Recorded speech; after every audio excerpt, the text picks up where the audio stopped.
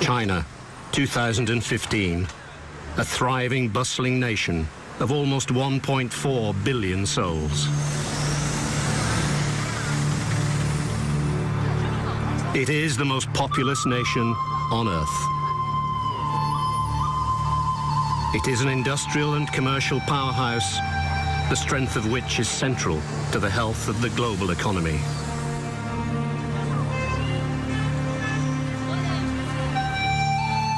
It is suggested that China has recently overtaken the United States as the world's largest economy.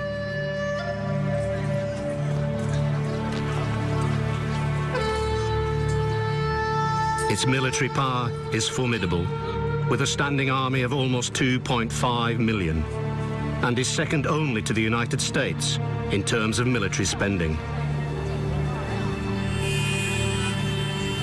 For many in China, life is good. Its middle class is growing in multiples, and its spending power is immense.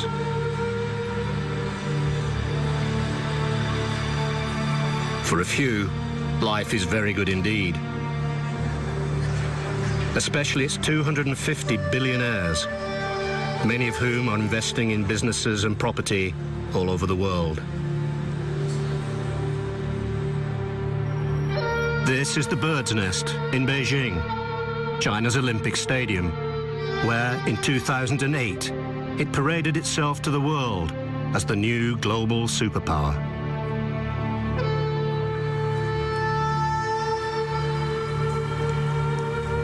It was Napoleon who said, "Let China sleep, for when she awakes, the world will tremble." How right he was.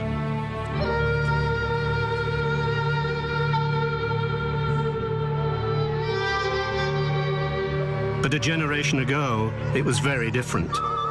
China was still locked in an era of self-imposed darkness, where the people had just lived through years of violent turmoil, appalling terror, and mass starvation. A generation before that was a period of incessant war, first against brutal Japanese invaders, then in a vicious civil war, where Chinese fought Chinese for the future of their nation. Throughout these last 70 years, one towering presence has been at the heart of all these dramatic changes. He led the Chinese Communist Party to victory in both wars. He then led his people in a unique attempt at creating a communist utopia, ruling them with an iron fist. Now, even though he's been dead for 40 years, his name is still writ large in Chinese consciousness.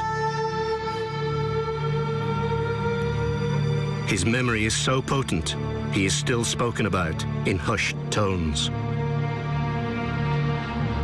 A man of bizarre personal habits and self-indulgent excesses, he has been called many things: visionary leader, father of his people, vicious dictator.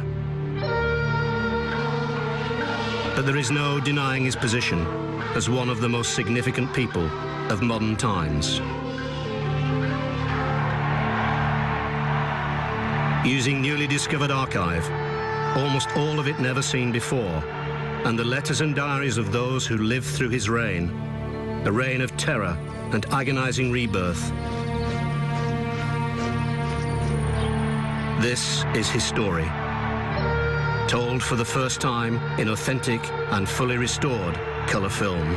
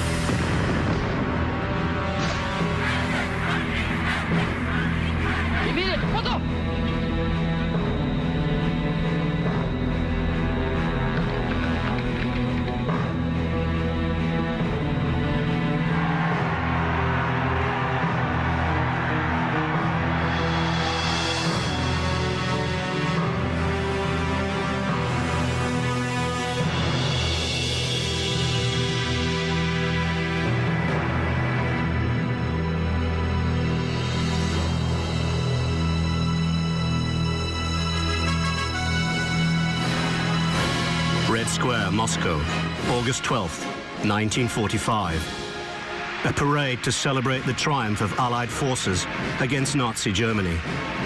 The Second World War is all but over.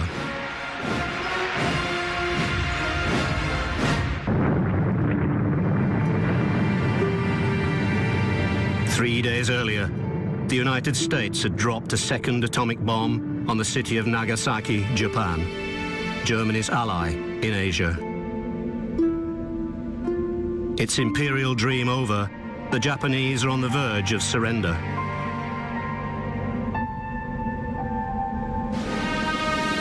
On the same day, just after midnight on August 9th, a huge Soviet Red Army, over 1.5 million men, invaded northern China.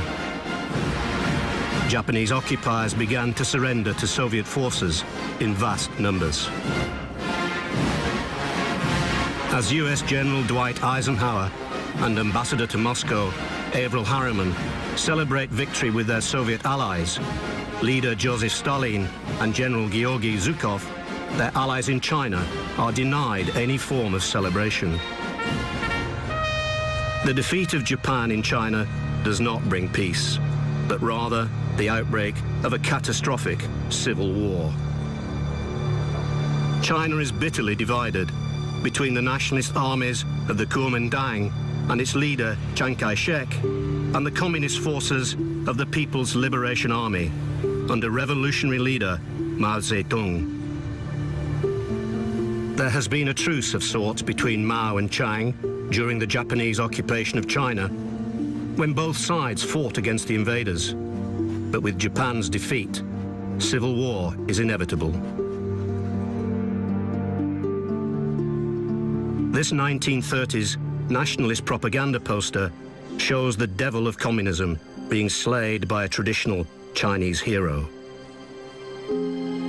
Conversely, this communist poster urges China's peasants, workers and soldiers to resist the nationalists and their murderous supporters, Western imperialists, and China's old aristocratic warlords. Mao, already an iconic leader among the Chinese peasantry, has been waging war since the early 1930s. This poster, based on a painting of him from 1935, when he was 42 years old, is the earliest known image of Mao in color. It shows him in Yan'an, in the central heart of China, to where, with only a few loyal followers, he escaped from encircling nationalist forces in what became enshrined as Mao's legendary Long March. The heroics of the Long March consolidated Mao's position as the leader of China's Communist Party. But some historians claim that many of the events never happened, and that Mao himself did not march the Long March, but was carried on a litter by his men. Nevertheless, Mao uses the Long March as the foundation stone of his heroic image. The Long March is our manifesto. It has proclaimed to the world that the Red Army is an army of heroes, and to the people that it is their only road to liberation. 1948. The tide is turning in Mao's favor in China's brutal civil war.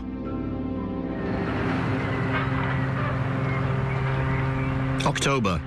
Liaoning Province, northeast China, a major industrial area and a strategic fulcrum between China, Korea, Japan, and the Soviet Union. Liaoning is at the heart of a massive military campaign that will determine the future of the country.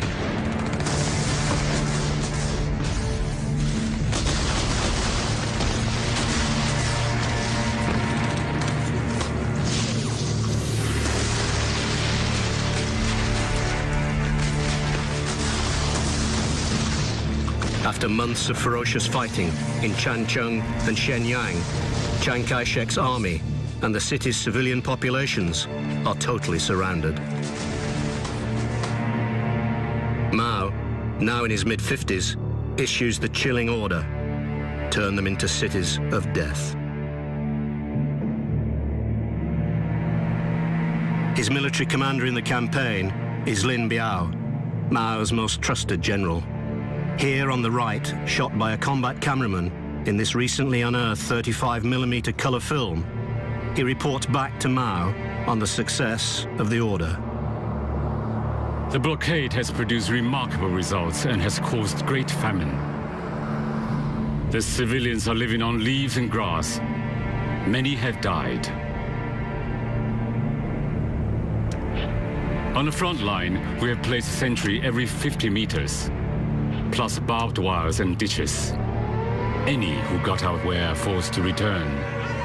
Some knelt in front of our men, begging to be allowed to go. Some put their babies down in front of our troops and turned back.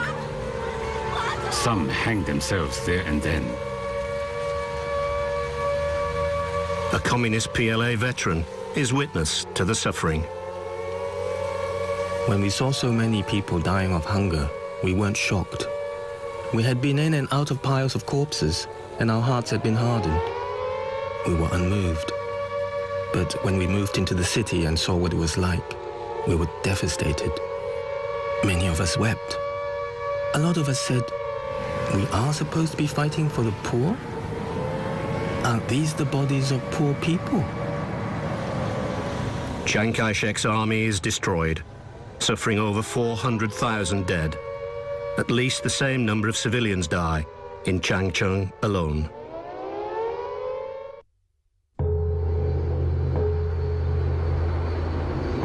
(1948). China's civil war has reached a critical stage. Mao knows that to win, he must rely on deserters from Chiang Kai-shek's nationalist army. He orders his field commanders to use loudhailers to offer food, clothing, and a place in the ranks of the People's Liberation Army if they desert the nationalist cause. He also orders that existing nationalist POWs are offered the same deal. His commanders, especially his political commissar, Deng Xiaoping, and his commander-in-chief, Marshal Liu Bosheng, are horrified by the potential risks. But Mao responds in the bluntest of terms. If you do not do as I ask, we cannot sustain our attacks and victory will slip away. Carry out your orders.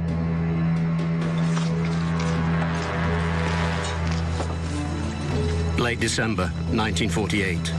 Kalgan, now known as Jiangjiakou, Hebei province, northwest of Beijing.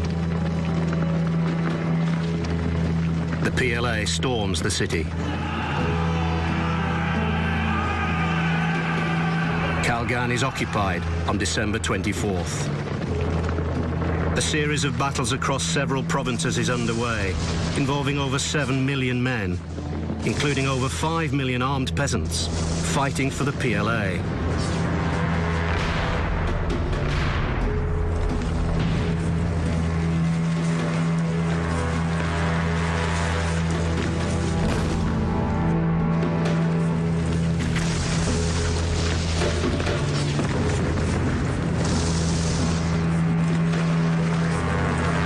Mao's risky tactic of offering enemy soldiers the opportunity to change sides begins to work. Many of Chiang Kai-shek's men, including some of his senior commanders, begin to surrender. With Mao skulking out of the limelight, General Lin Biao and his fellow officers look on as the PLA makes its triumphant march into Beijing on January 22nd, 1949. From behind the scenes, Mao soon begins to assert the supreme authority of the state and introduces strict censorship laws.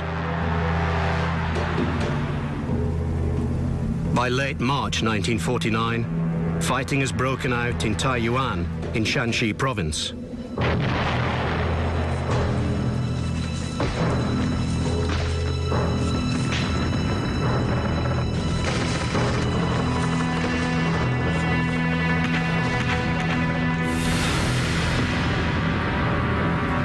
The city falls to the PLA on March 24th. On April 23rd, Nanjing falls. Chiang Kai-shek's government flees south to Guangzhou. as the PLA storms Chiang's headquarters.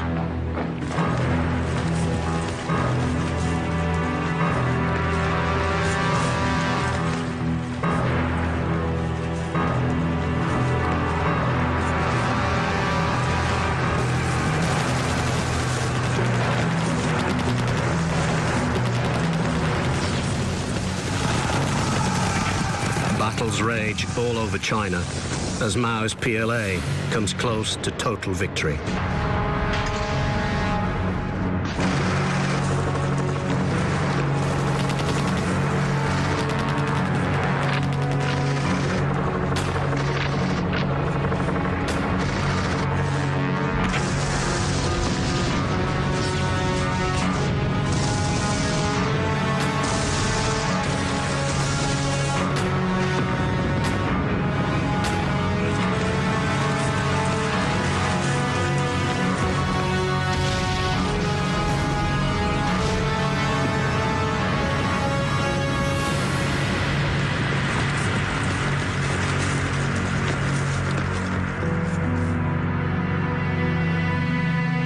On May 25th, Shanghai falls.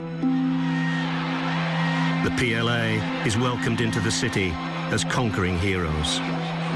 Zhou Yimin watches as the huge parade passes her home. We were so excited. Everyone was celebrating. There weren't too many communists in my district, but they had promised an end to the corruption and the violence in the city, and everyone wanted that. Unfortunately, at that time, we had no idea what would come with it. Although it will take several months for the PLA to occupy all the regions of China, the civil war is effectively over.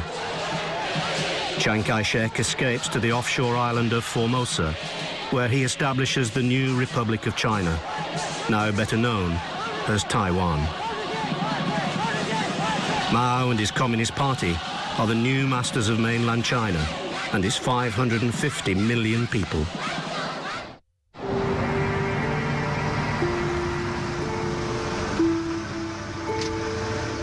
October 1st, 1949. Mao Zedong arrives in Tiananmen Square in Beijing to declare the formation of the People's Republic of China. He is already surrounded by several layers of tight security, a reflection of his paranoia about his personal safety. Madame Lo Fu, a friend of many years, goes to see him and his wife, Jian Qing, on the eve of the declaration. He was in high spirits. When I asked about his health, Jiang Qing said he was all right, except he would tremble when he saw strangers. At first, I didn't understand, and I said, "But he looks all right today." Then Mao interrupted with a smile. "But you are an old friend, not a stranger." When Mao appears at the Tiananmen Gate of the Forbidden City, it is his first appearance in front of a large crowd. This unique colour film with original sound has only recently been found in the archives.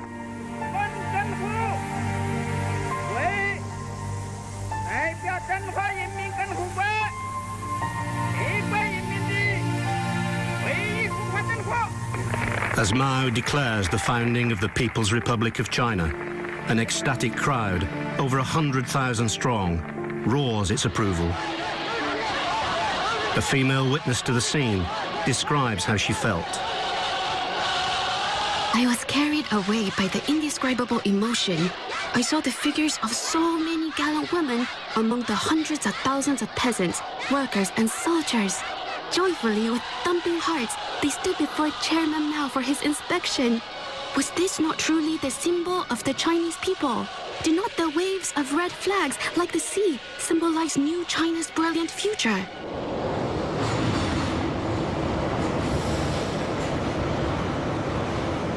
As Mao's People's Liberation Army wins more and more territory in China, he orders senior Communist Party officials into the newly conquered areas to begin the ideological cleansing of his people. His favorite enforcer is Kang Sheng, whose tactics are notoriously ruthless. Mao asks him to set a benchmark for others to follow in how to impose his communist ideology. Mao has isolated China from the world as he makes it undergo a brutal revolution. Mao's son, Anning, is placed under Kang Sheng's tutelage so that he can understand how revolutionary change has to happen.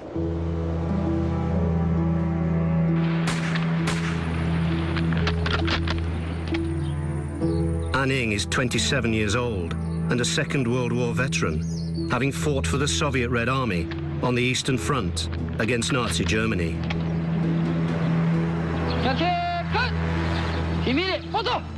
He keeps a secret diary.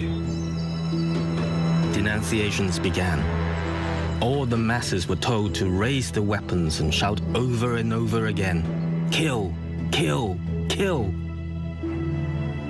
The rally ended with several people beaten to death. Some of the activists recruited were thugs and drags, former puppets of the Japanese invaders. A young party official witnesses many of these denunciations. 4 people were hanging from a rope by their wrists, watched by every man, woman, and child in the village. One of them was a female landlord. In fact, she hadn't got much land. They asked her where she had hidden the grain. I knew she didn't have any grain, but they insisted and beat her. Her blouse was ripped off. She had just had a baby, and her milk was dripping. The baby was crying and crawling on the ground, trying to lick up the milk. People lowered their heads and couldn't bear to look, but were forced to watch. If they refused, they would also be punished.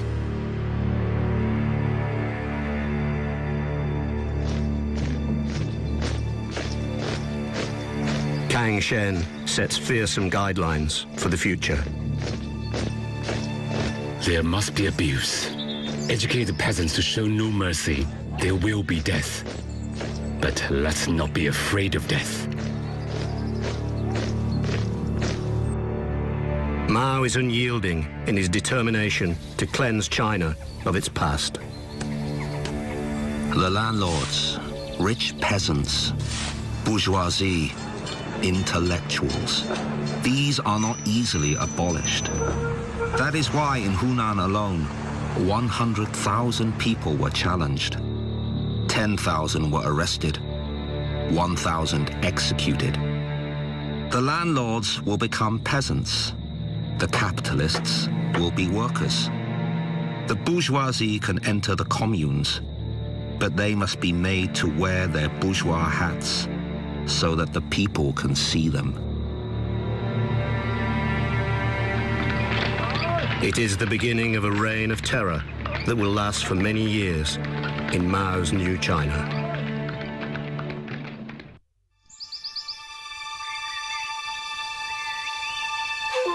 This remarkable 16mm colour film is shot by US military intelligence officer Stanley Dara in post-war China.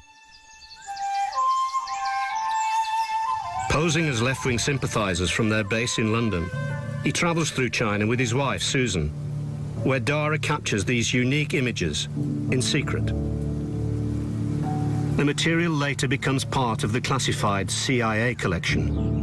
It has only recently been declassified and released into the US National Archives in Washington. As Mao consolidates his power in Beijing, he bases his dream of transforming China on the Soviet model of enforced collectivization and state ownership. But typically, he is impatient. According to the Soviet model, social classes were abolished after 16 years. We must be more ambitious than that. We must begin a campaign of ruthless struggle and merciless blows. We must move to communist ownership in the countryside and in the factories. That is the public ownership of all eating, clothing, and housing. The Soviet Union still encourages the construction of houses by private individuals. We will eliminate private housing in the future.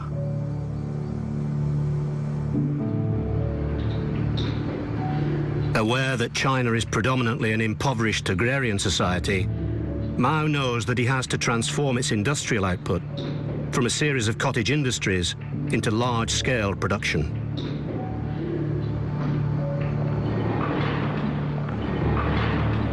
We should learn from the Soviet Union. Who helped us with munitions, tanks and artillery? They are a socialist country. We are socialists. They are socialists. Let us learn from them. Heavy industry will take precedence. It will take 3 5-year plans to increase our steel production from 900,000 tons to over 20 million tons. Mao's short-term impatience and ruthlessness sit beside a long-term vision for the future. We must start from scratch. Our ancestors left us nothing but imperialism, feudalism, and Chiang Kai-shek. Now this land is ours. Together with everybody, together with the youth, let's devote decades to working on this land. If the first half of this century is for revolution, then the second half is for construction. We must educate the youth about why they have to work hard and start from scratch.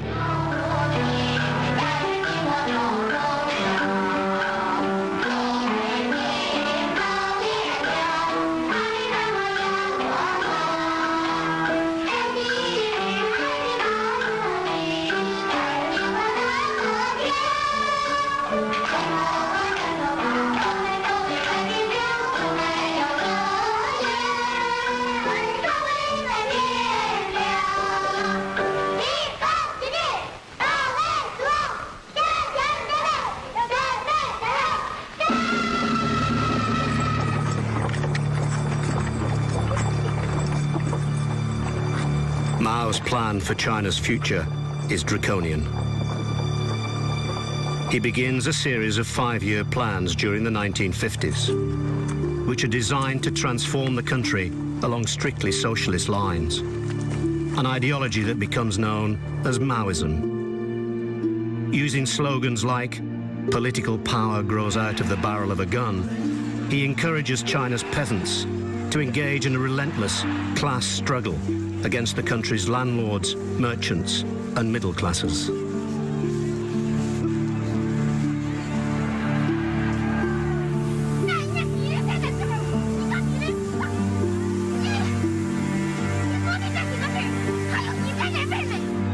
In short, he encourages China to go to war with its past and anyone associated with it. Some positive things are achieved, like the eradication of drug trafficking, organized crime and prostitution, and corrupt foreign investment.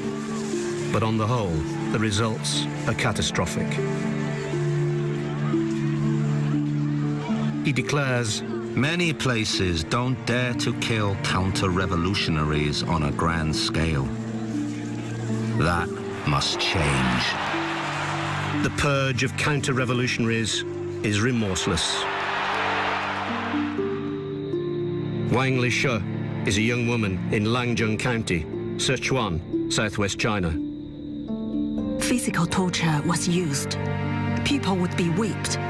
The cadres would beat people up, hitting them with stakes and rocks. Some were so badly injured, they would spit blood. Mao readily admits to mass killings in the early years of his rule. In 1950, 51, 52, in those 3 years, we killed 700,000. But if they had not been killed, the people would not have been able to raise their heads. The people demanded the killing in order to liberate the productive forces from the evil despots, the backbone elements of the counter-revolutionaries. Most experts of China's modern history suggest that the true figure for deaths at this time was many millions. China is being transformed by a huge program of collectivization. As a result, within a few years, with no incentive to work the land, food shortages become acute in China's more remote regions. It is a portent of the horrors to come. Impatient at the speed of change towards communism, Mao launches a great leap forward in 1958 to quicken the process. It only makes matters worse. Zhu Erge lives in a small village in Jiangyang County, Sichuan. Our pots and pans were taken away as we were only allowed to eat in a collective canteen. Everything was collectivized. We had nothing left in the end. Millions flee the countryside and travel to the cities. We watched the new rice shoots die. There was nothing we could do. The cadres were real tyrants. They went around houses smashing up everything without hesitation. Our wardrobes and beds were broken into pieces and burned as fuel. They eventually pulled down the walls of our mud house to use as fertilizer. 19-year-old Huang Manyi lives in Dingyuan County, Anhui Province, central eastern China. I was so frightened in those days. My teacher called the Great Leap Forward a failure. He was sent to labor camp for 8 years. My uncle's wife got caught eating wheat in the field. She was denounced and tortured there and then. It was brutal, too brutal for me to talk about. They beat her until she died of her injuries. My eldest aunt died in a similar way. It was a snowy day. She was crawling along the road looking for something to eat. She started grazing on raw wheat. After she was discovered, a large group of people was sent out to catch her. She was cold, hungry, and badly traumatized. She died soon after. A huge famine results from the imposition of the Great Leap Forward, during which it is estimated that between 20 million and 40 million people died. The failure of the Great Leap Forward weakens Mao's position as supreme leader, and he is challenged by Deng Xiaoping and Liu Shaoqi. Mao's response is a cultural revolution, which he launches in 1966 to reignite class struggle and purge China of revisionists like Deng and Liu.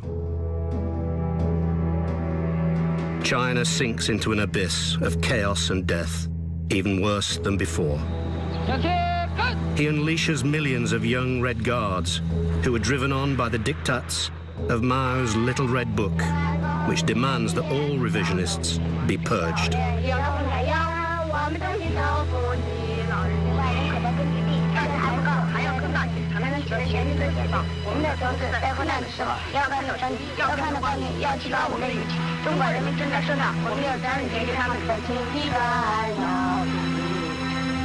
The Red Guards roam far and wide, committing acts of murder and brutality.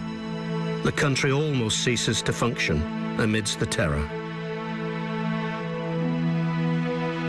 A 32-year-old bus conductor describes what it is like to become a victim of the repression of the Cultural Revolution at the hands of its notorious Red Guards.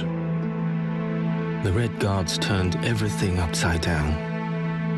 I saw a person beaten to death on 5th Street with my own eyes. A mass political debate was going on among the workers. The situation turned into a real war. The young man chooses the wrong side in a dispute between rival factions of workers. I was arrested by the Public Securities Bureau in 1970. I was tortured ferociously. They tied my hands behind my back and pushed them up almost to my ears. I could almost hear the sound of my muscles tearing apart and my blood vessels popping. It was worse than having my head chopped off. I didn't recover for 4 months.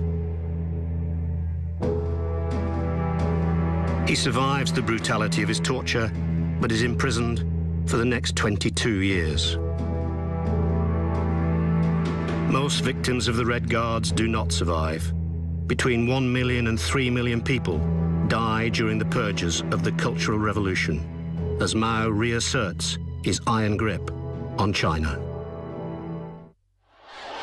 By the early 1960s, Mao Zedong's ruthlessness towards friend and foe alike has made him China's supreme leader, with just as much power as the country's ancient emperors.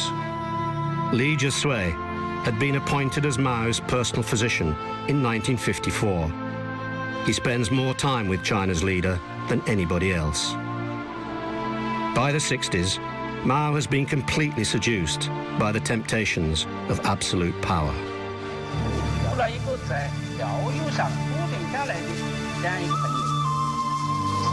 Li is shocked by Mao's many personal peculiarities. Mao never brushed his teeth. Like many peasants from southern China, he used tea to rinse out his mouth when he woke, eating the leaves after drinking the water. As the years went by, his teeth became blackened and began falling out. Fortunately, his lips covered those that remained. Even when he talked or smiled, few people noticed. Mao's fondness for an endless supply of young women, chosen for him wherever he goes, and his refusal to bathe disgust Li. I was nauseated. Mao's sexual indulgences, his sullying of so many naive and innocent young women, were almost more than I could bear. Mao becomes a carrier of venereal disease that refuses Li's suggested treatment and his plea for him to improve his personal hygiene, saying, "I wash myself in the bodies of my young women." But it is Mao's political hypocrisy that most disappoints Li. He has countless palaces built, each with an enormous swimming pool. The railway network is closed down when he travels on his luxury train, and all planes are grounded when he's in the air. I had grown to hate the hypocrisy around me, the touting of lofty communist principles while living a life of luxury, as the masses toiled, suffered, and died. My hopes and dreams and my visions of Mao and of his new and good society were shattered. The people were nothing more than a vast multitude of faceless, helpless slaves. I was disgusted. New China had become corrupt. February 1972, US President Richard Nixon travels to China to meet Chairman Mao. China's close relationship with the Soviet Union has broken down. Border clashes in 1969 almost led to an all-out war between them.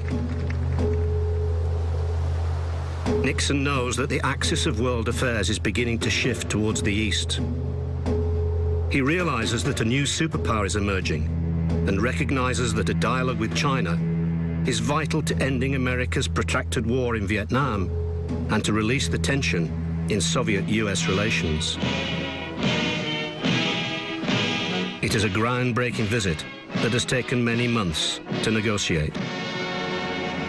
Nixon's host, Zhou Enlai, is a Communist Party veteran and organizer of the Long March. He is now China's Prime Minister. Mao stays in the background, and when he does meet Nixon, he refuses to let cameras loaded with color film record the famous encounter. Only a few color stills, shot by a local Beijing photographer, have survived. Nixon calls the visit the week that changed the world.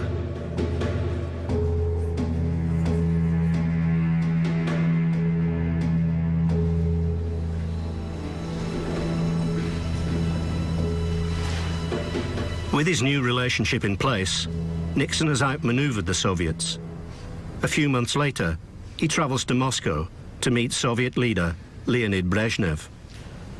There they sign the first major agreement to limit the proliferation of nuclear weapons, the Strategic Arms Limitation Treaty.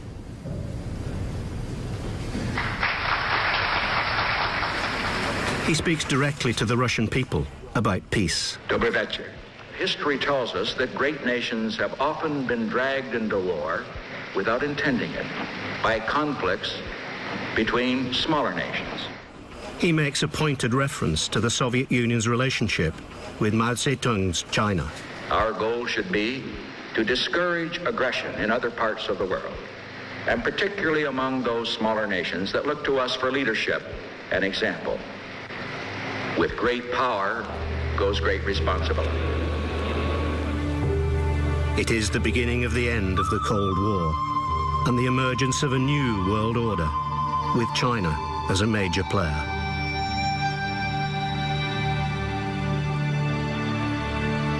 Mao's ruthless single-mindedness has brought his people to the forefront of world affairs. China, the sleeping giant of history, has at long last woken from its slumber. But Mao is now an old man and surrounded by the intrigues of ambitious rivals hoping to succeed him. Mao's paranoia, reliance on sleeping pills, poor high-fat diet and heavy smoking begin to take their toll on his health. He suffers 3 major heart attacks in 1976 and dies on September 9th at the age of 82.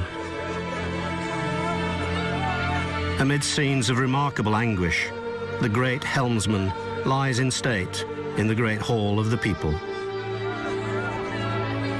Although he was purged twice during the brutality of the Cultural Revolution, Mao's old ally, Deng Xiaoping, survives the turmoil after Mao's death, re-emerges as China's leader, and gradually guides it to a more open society and dramatic economic growth. It takes many years for China to recover from the excesses of the callous, authoritarian rule of Mao Zedong. But by Deng's death in 1997, China's economic miracle is a reality. Many in China still believe that the changes Mao forced on the country were a necessary evil that allowed the Chinese people to shed their ancient past and find their exciting future. But in doing so, he made many millions of them pay the ultimate price.